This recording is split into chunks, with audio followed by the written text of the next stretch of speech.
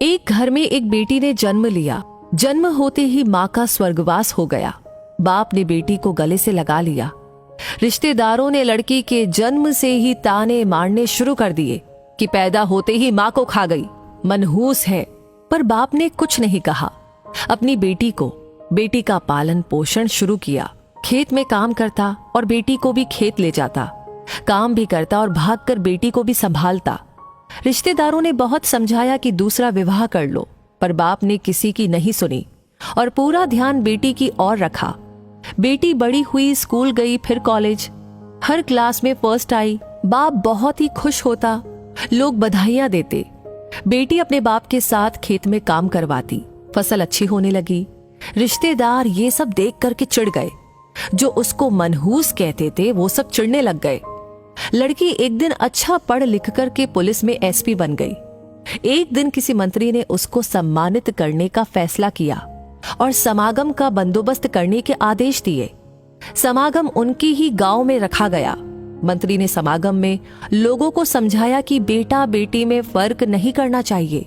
बेटी भी वो सब कुछ कर सकती है जो बेटा कर सकता है। भाषण के बाद मंत्री ने लड़की को स्टेज पर बुलाया और कुछ कहने को कहा।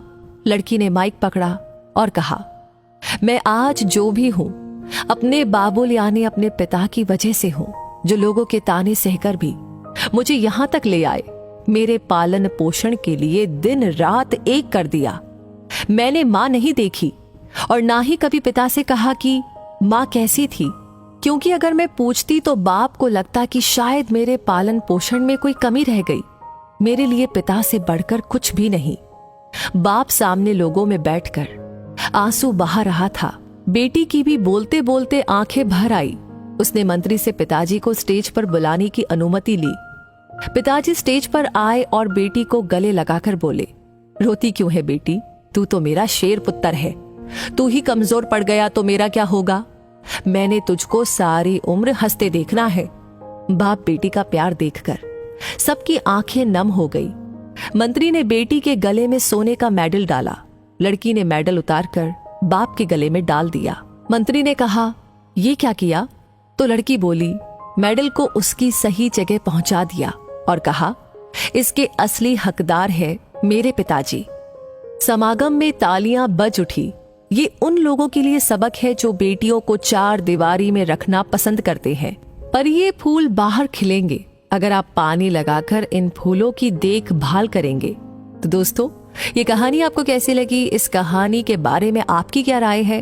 कमेंट सेक्शन में लिख करके हमें जरूर बताइए। लाइक आपने कर दिया है तो इस कहानी को ज्यादा से ज्यादा लोगों के साथ शेयर करें।